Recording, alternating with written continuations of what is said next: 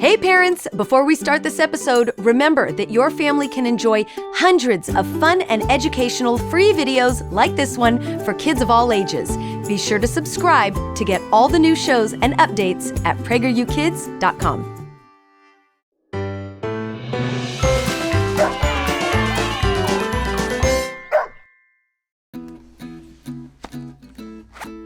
Hi! Welcome to Otto's Tales. I'm Jill. I'm getting my shoes on today because... Hey! Where's my other shoe? It was right here! Did you see it? Oh, Otto! Otto! Hey, boy! I'm getting my shoes on and my shoe is right here, but now it's not here anymore. Have you seen it?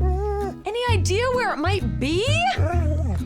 I gotta get ready so I can go to the store and get all this stuff. Hey, do you think you might be able to help me find it? Oh, good boy. If anyone can find it, he can. In the meantime, you want to read a story? I got a good one. Let's read The Elves and the Shoemaker. Once upon a time, there lived a hardworking shoemaker and his wife. By no fault of their own, they had become so poor and had nothing left but leather to make one pair of shoes. So, in the evening, the shoemaker cut out the shoes he wished to make the next morning and placed the leather on his table. He laid down quietly in his bed, said his prayers, and went to sleep. In the morning, he went to sit down for work, and 2 shoes stood finished. He was astounded. He took the shoes in his hands to observe them closer. They were so neatly made that there was not one bad stitch in them. Soon after, a buyer came in, and the perfectly cobbled shoes pleased him so much that he paid more for them than was customary. And with that money, the humble shoemaker was able to purchase leather to make 2 more pairs of shoes. Just as before, he cut out the leather at night and set it on the table to start stitching the next day. He awoke in the morning with fresh courage to begin his work, but the shoes were once again already made. Both pairs were masterpieces, just as before. Eager buyers gave him enough money to buy leather to make 4 more pairs of shoes. And the following morning, he found 4 pairs made. And so it went on, constantly. What he cut out in the evening was finished by the morning.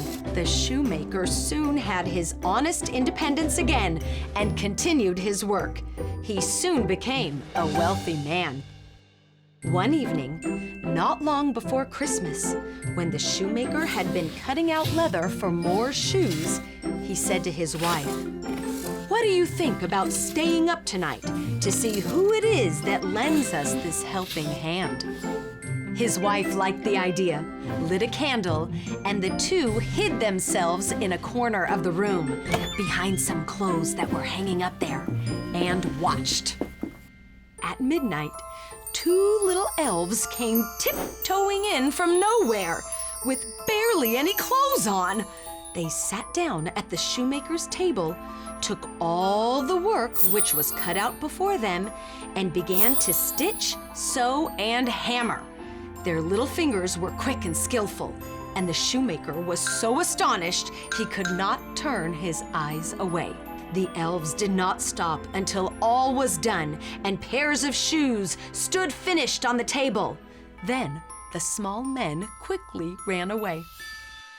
The next morning, the wife said, "Those elves have made us rich, and we really must show that we are grateful for it. They barely have any clothes on and must be cold. I will make them little shirts, coats, vests, and trousers, and knit stockings for both of them. And you should make them 2 little pairs of shoes." The shoemaker liked the idea. "I shall be very glad to do it." One night, when everything was ready, the husband and wife laid their presents all together on the table instead of the usual cut-out work.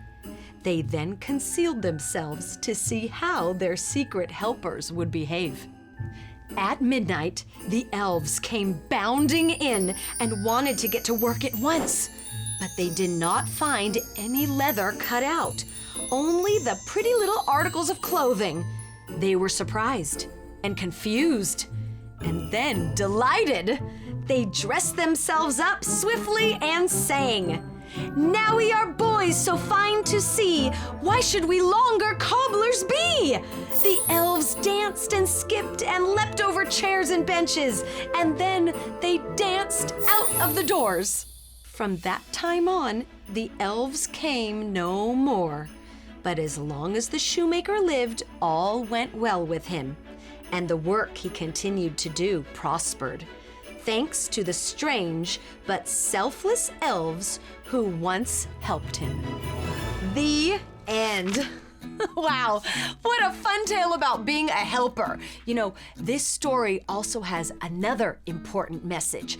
It's about showing gratitude or thanks to those who help you. And Otto, good boy, you found it, buddy. Oh, no, we don't chew the shoe. Good boy.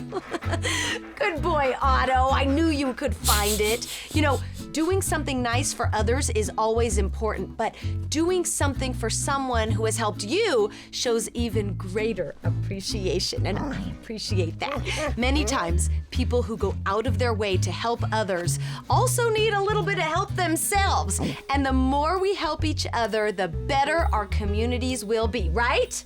Right, you got it. Otto, you're always a great helper to me, and I want you to know how much I appreciate you, not just today with my shoe, but every day for all that you do. Thank you, buddy. And thank you for watching Otto's Tales. Keep reading, keep watching, and remember to help others and help people who help others. Merry Christmas. Thank you for watching. You know we've got more episodes, right? Watch the whole series on our website. And parents, you can subscribe at PragerUkids.com.